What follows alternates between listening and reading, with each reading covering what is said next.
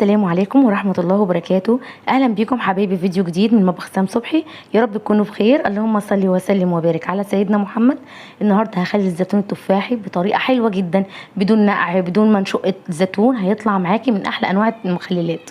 لو أول مرة تشوفي قناتي ندوس زر الاشتراك وفعل الجرس عشان يوصلكم كل جديد، وإليكم في الكومنتات، وما تنسوش في اللايك. ويلا بينا نشوف الطريقة على طول. هنسمي الله. واول حاجه معايا 3 كيلو من الزيتون التفاحي. شايفين شكل الزيتون ده؟ الزيتون اللي احنا بنختاره للتخليل.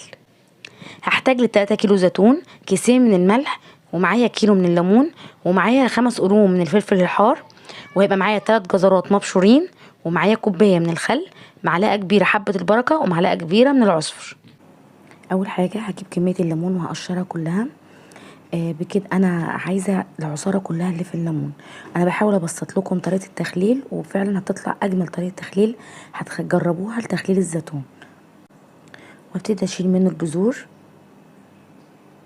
بعد ما خلصت الكميه كلها باخد الليمون بتاعي على الخلاط مع شويه ميه صغيرين، ما كترش عشان يساعدوا ان الليمون يتضرب في الخلاط. واخد الليمون على المصفى واصفيه كويس جدا.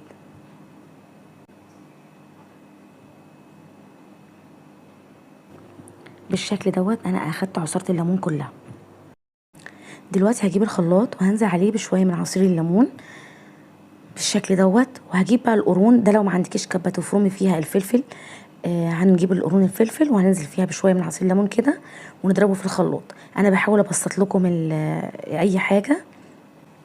وبرده ممكن ندق الفلفل في الهون كده شكله. بعد ما اتضرب هنزل بقى على كميه الليمون الباقيه، هنزل بقى على العصير بالملح وعليهم كوبايه الخل، وهقلب كويس جدا لحد ما الملح يدوب في الميه.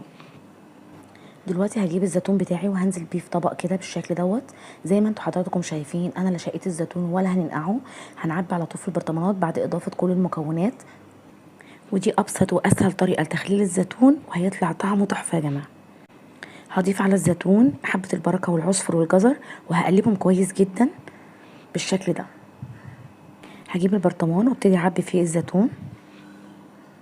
بعد ما مليت البرطمان هنزل عليه كده بالكميه اللي انا كنت عاملاها من العصير الليمون مع الفلفل مع الملح بالشكل دوت. ولو البرطمان ما كملش بنكمله بقى بالميه، الميه العاديه.